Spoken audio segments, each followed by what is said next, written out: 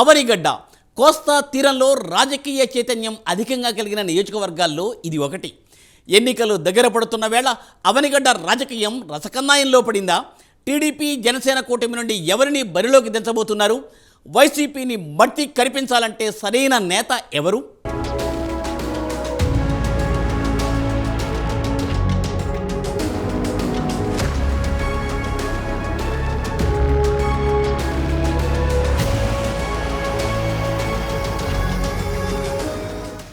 ఏపీలో అవనిగడ్డ రాజకీయం గురించి ప్రత్యేకంగా చెప్పనక్కర్లేదు. కాపు జనాభా అధికంగా ఉండే అవనిగడ్డలో గెలుపోటములను డిసైడ్ చేసేది ఆ సామాజిక వర్గం ఓటర్లే. కుటుంబ రాజకీయాలకు పెట్టింది పేరు అవనిగడ్డ. అందులోనూ ఖచ్చితంగా కాపులకు అవకాశం ఉండే సీటు. కృష్ణానది సముద్ర తీరంలో కలిసే ప్రాంతంలో దివిసీమగా పేర్కొనే ప్రాంతం ఈ స్థానం. ఈ నియోజకవర్గంలో అవనిగడ్డ, చల్లపల్లి, మోపిదేవి, నాగాయలంక, కోడూరు, ఘంటసాల మండలాలు ఉన్నాయి. కులాల వారీగా చూస్తే కాపులు భారీ సంఖ్యలో ఉన్నారు. కమ్మ, గౌడ కులాల వారు కూడా గణనీయంగా ఉన్నారు. రాజకీయంగా ఎవరి తలరాతను రాయాలన్నా కాపు ఓటర్లదే ఇక్కడ కీలక పాత్ర.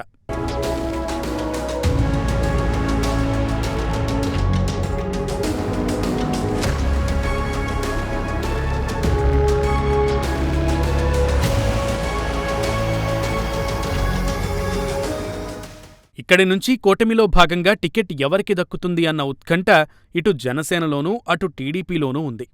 అయితే కాపుల కంచుకోట కావడంతో ఇక్కడి నుంచి జనసేన అభ్యర్థిని నిలిపితే కూటమికి భారీ విజయం ఖాయమన్న వాదన సర్వత్రా వినిపిస్తోంది.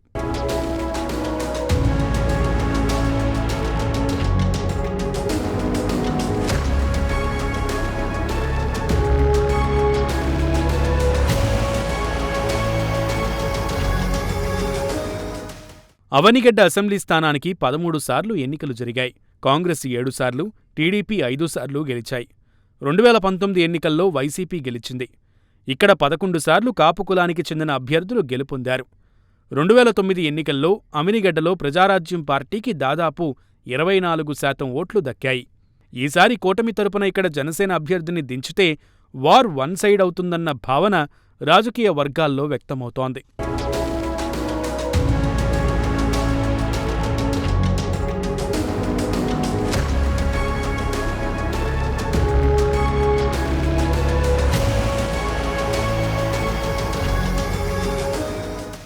వైసీపీని గద్దెదించేందుకు పవన్, చంద్రబాబు వ్యూహాత్మకంగా అడుగులు వేస్తున్నారు.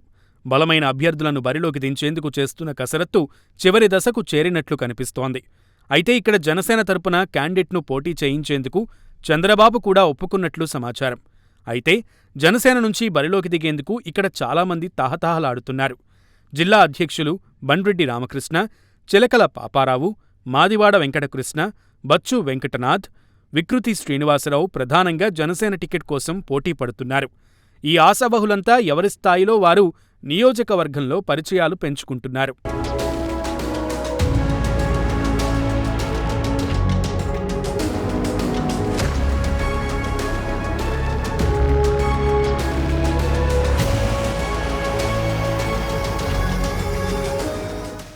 అయితే వికృతి శ్రీనివాసరావుకు ప్రధాన బలం ఆర్థికంగా బలవంతుడు కావడం, అలాగే యువతలో మంచి పలుకుబడి ఉండటం ఆయనకు కలిసొచ్చే అంశాలు.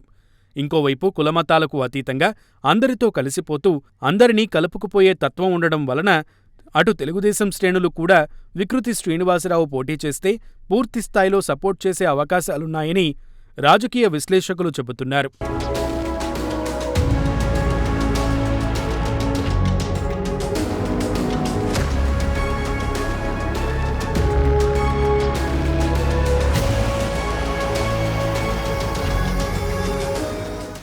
ఇప్పటికే వికృతి శ్రీనివాసరావు నియోజకవర్గంలోని ప్రముఖులను కలుస్తున్నారు.